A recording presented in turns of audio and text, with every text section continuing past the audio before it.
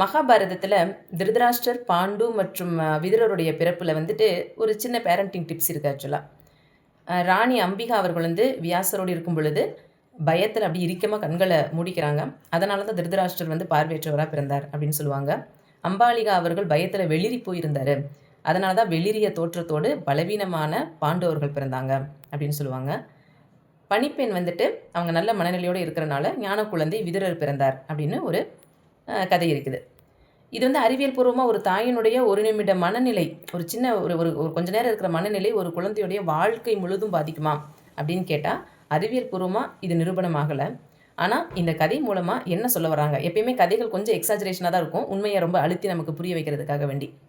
இந்த கதை மூலமாக என்ன சொல்ல வராங்க அப்படின்னா, நம்மளுடைய மனநிலை எப்படி இருக்கணும் அப்படின்றது அந்த குழந்தை பிறப்பிற்கான தயாராகும் பொழுது நம்மளுடைய மனநிலையோடைய முக்கியத்துவத்தை தான் இது இந்த கதை மூலமாக நம்ம தெரிஞ்சுக்க போகிறோம். சரியா? இது ரொம்ப முக்கியமாக அப்படின்னு கேட்டால் ஆமாம், எஸ், முக்கியம்தான்.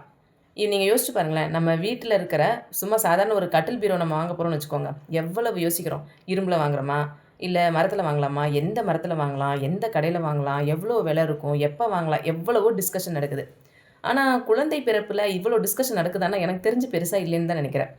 ஏன்னா நம்ம சொசைட்டியில் ஏற்கனவே ஒரு ஃபிக்ஸ்டு ஃபார்முலா வச்சுருக்காங்க. இந்த வயசில் நம்ம படிக்கணும், இந்த வயசில் கல்யாணம் பண்ணணும், இவ்வளோ மாதம் ஆனால் உடனே ஒரு குழந்தை பிறந்தணும், இப்படி ஒரு ஃபிக்ஸ்டாக வச்சுருக்காங்க. இதுபடி போகலைன்னா அவங்கள ஒரு தோல்வியுற்றவர்கள் போல் பார்க்குறாங்க. அப்போ நம்மளை வெற்றியாளனாக காமிச்சிக்கிறதுக்காக நம்ம குழந்தை பெற்றுக்கிறோமா, இல்லை சுற்றி இருக்கிறவங்க எல்லோரும் எப்போ குழந்தைன்னு கேட்டுகிட்டே இருக்கிறாங்களே அதுக்காக நம்ம குழந்தை பெற்றுக்கிறோமா, இல்லை நம்மளுடைய வெற்றி, நம்ம குடும்பத்துடைய வெற்றி அப்படின்னு ஒரு சோஷியல் மைல்ஸ்டோன், இந்த குழந்தைன்னு ஒன்று இருந்தால் தான் அந்த குடும்பத்துக்கு ஒரு கௌரவம் அப்படின்றதுக்காக நம்ம குழந்தையை உருவாக்குறோமா, இல்லை கணவன் மனைவிக்குள்ளே சரியாக பாண்டிங் இல்லை, குழந்தை பிறந்துட்டா எல்லாமே சரியாக போயிடும், அது ஒரு பாலமாக இருக்கும் அப்படின்னு நம்பி நம்ம குழந்தை பிறக்கிறோமா? யோசிச்சு பாருங்கள். நீங்கள் இந்த மாதிரி எக்ஸ்பெக்டேஷனோடலாம் குழந்தை வளர்த்திங்கன்னா ரொம்ப கஷ்டம். ஏன்னா குழந்தை பிறந்ததுக்கப்புறம் எல்லாமே மாறும் இல்லையா?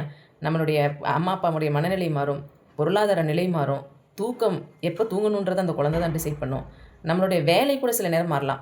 இப்போ நான் எம்டி ரேடியாலஜி படிக்கணும்னு ஆசைப்பட்றேன், ஆனால் ப்ரெக்னெண்ட்டாக இருந்தால் நமக்கு ரேடியாலஜியில் கொஞ்சம் ரிஸ்க் இருக்குது இல்லையா? அப்போ இது வேணாம், வேறு கோர்ஸ் எடுக்கலாம் அப்படின்னு முடிவு பண்ணுறோம். அப்போ நம்ம என்ன படிக்கணும், என்ன தொழில் செய்யணும் அப்படின்றது கூட அந்த குழந்தை வளர்ப்பில் கொஞ்சம் மாறுபடுது. அப்போ இப்படி எல்லாத்துலேயுமே மாற்றக்கூடிய ஒரு விஷயத்தை அக்செப்ட் பண்ணணும் நம்ம.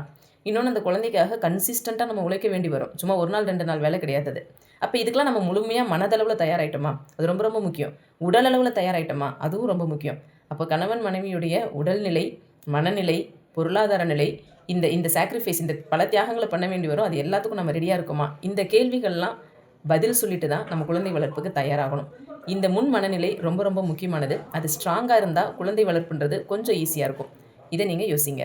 நன்றி, வணக்கம்.